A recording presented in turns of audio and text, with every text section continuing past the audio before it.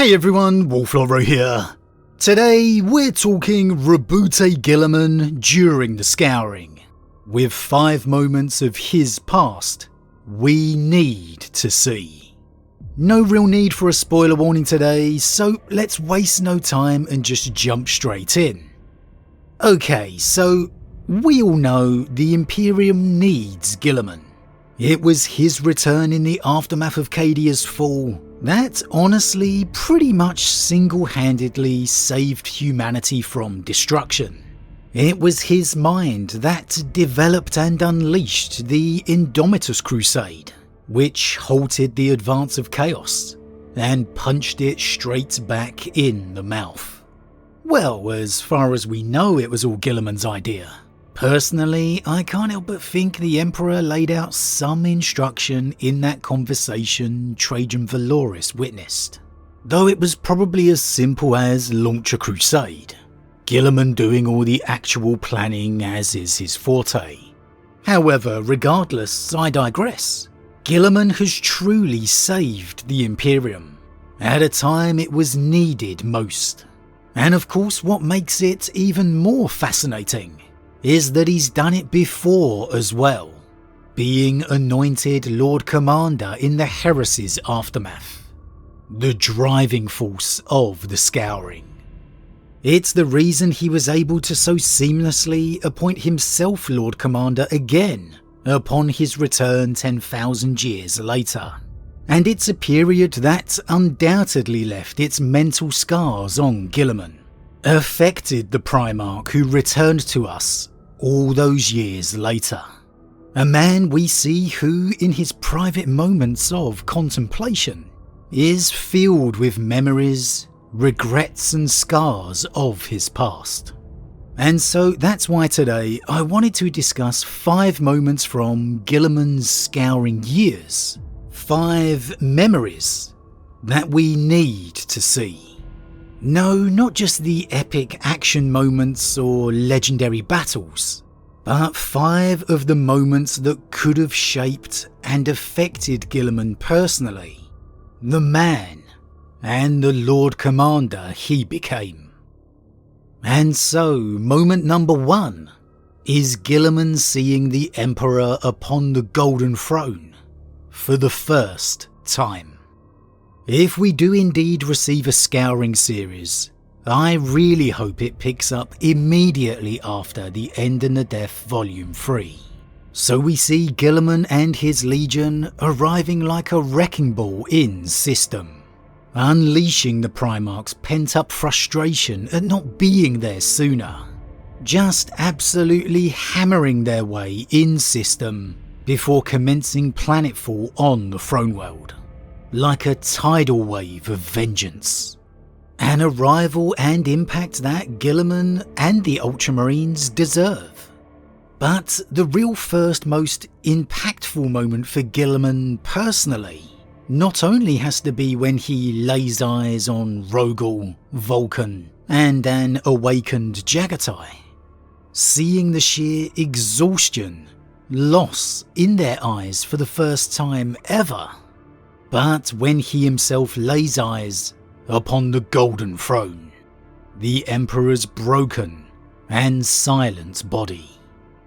Guilliman's relationship with the Emperor has become complex to say the least, ever since his return to Terra post-awakening, where a confused and lost Guilliman was hoping for comfort, but instead was met by the Emperor post 10,000 years upon the throne, his humanity stripped away from him, his mind shattered. And this hurt Guilliman, coming away with the notion the Emperor never cared for him, for any of the Primarchs, that he used them. And whether you agree or disagree with Guilliman's reaction, the reason Guilliman feels so hurt now is because how strongly he loved the Emperor, truly viewing him then as a father. And that's why we need to see Guilliman's grief at the Golden Throne post-Heresy. to further add to that confusion of emotion later. We need to see Guilliman's raw reaction to not arriving in time. The compounding of the regret of Imperium Secundus. Why, when it's brought up by Colquhoun as a jab 10,000 years later, Guilliman still feels the pain and regret.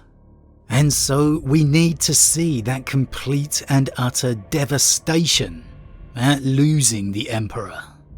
Everything the Primarchs know, the very reason for their being. We need to see that raw emotion that shows why Guilliman is still pained, even though his views on his father have changed. That moment is a pivotal moment for Guilliman's past and future, a mirror to his return within the Dark Imperium.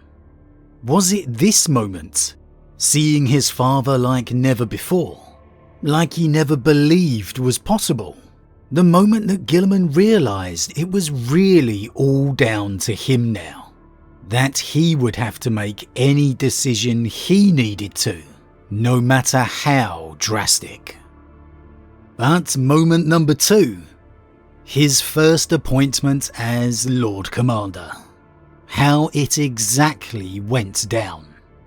Roboute's arriving to a broken throne world, figuratively and literally. It's lost the Emperor, and it's lost Malcador, the two guiding lights of the Imperium. Rogal is exhausted, devastated. We know he will be filled with a fury and desire for revenge in his grief. But when exactly that comes, we don't know yet. Will it simply be a matter of Guilliman taking over immediately because Rogal's not up to the task? Too lost in his grief? Too exhausted? Or will it be later, by proper counsel? Will it even be the Primarch's decision? Will we see the remaining brothers together agree Roboute is the best option?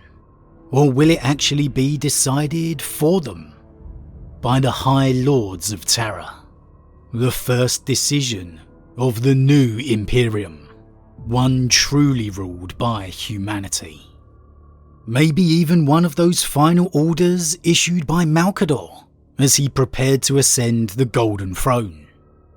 Is there maybe a little truth to why the Wolves say Guilliman stole the title from Rogal?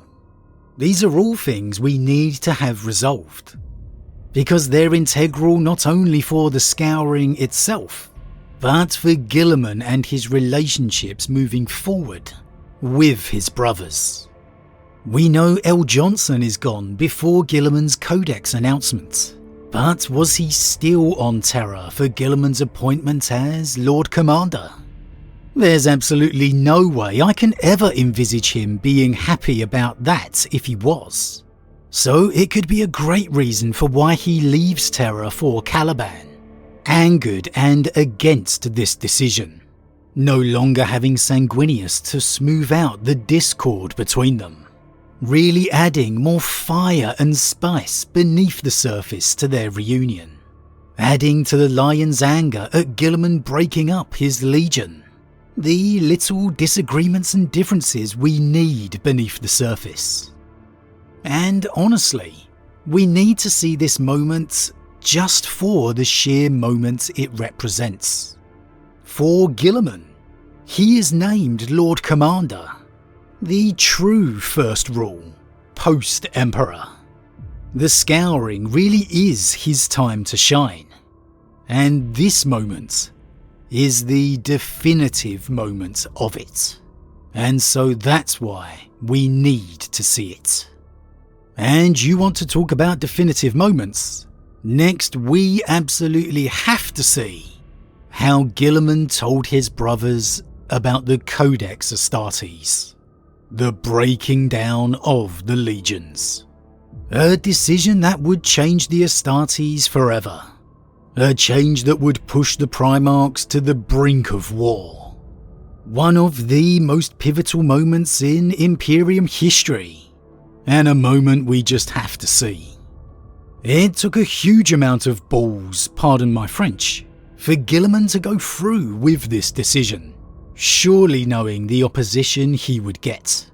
But how much was he expecting? And from who? Was he surprised by those who agreed? Was he surprised by any who opposed? Particularly Rogal. Again, we know L. Johnson is already gone by this time. But how exactly did Guilliman do it? Was it face to face within the Imperial Palace, as perhaps you might expect, given the gravity of the moment? Or was it elsewhere, as befitting the active campaigns that were surely going on? Were some individuals not even physically present for it? Did Guilliman perhaps make an error of doing it within Ultramar, giving off unfortunate would-be Emperor vibes? An excuse for some of his brothers to oppose? And not only that actual announcement and argument itself, but how did Guilliman feel after? Did the disagreements shake his confidence in it? Did he doubt his own intention? Or did it all reaffirm his belief even further, seeing that his brothers were too attached to the power their legions represented? We know upon his return 10,000 years later, he feels he might have made a mistake. So seeing how he felt in the actual moment itself would be absolutely fascinating. And this one connects with the next moment for me, in the disagreement with Rogal. Guilliman and Rogal have always appeared to have a very strong relationship, even though we've never really seen them together. And I think because of that, and because these two are really the key players on either side of this upcoming argument, I really think we could see the fallout of it all in a private conversation. Because I don't think Guilliman and Rogal would disagree, and that's that. I think they would seek to talk together again in private, to argue their case. And I think seeing a conversation such as that, seeing these two brothers unable to come to an agreement, it only getting worse and worse, the tension building and building within them, widening the divide. Then perhaps having Rogal leave with a flat no matter what. Maybe a scornful comment that you weren't even there when we needed you. That would be fantastic, to really build the drama and tension between them. These two formerly closest of brothers. Why they each were so entrenched on their ideals, and how it truly was pushed to the brink of civil war. Because it really did come very, very close. And that's just as much the personal relationship between Roboute and Rogal, as much as it is a Lord Commander's rule. This disagreement and relationship with Rogal is fundamentally the best example of the difficulties of Roboute's new position. And finally, maybe a surprise here, but I have the Vulcan exception. Why Guilliman agreed to spare the Salamanders from the Legion breaking. Considering the moment, considering everything we've just discussed, how firm and uncompromising Guilliman needed to be with his decision, we really need to see why he relented for Vulcan, and nobody else. He was closer with Rogal, and other legions were just as shattered as the Salamanders. Yet Vulcan alone got an agreement that no one else did. It's obviously a discussion had in private between the two, and we just have to see it. Why Vulcan and no one else? It's so unlike Guilliman to make an exception for one, especially when he was having to fight so hard against the others. Against Rogal. What did Vulcan say? What did he do? because it has to be something real unique and convincing for Guilliman to agree. And I really don't think the losses suffered by the Salamanders is enough, because the Raven Guard and Iron Hands were obliterated too. Heck, all the legions were post Siege of Terror. Honestly, only the Ultramarines and Dark Angels came out with any real numbers resembling a legion. So why did Vulcan get let off? Could it even have been an ultimatum? A very unlike Vulcan moment, I agree. But hey, needs must.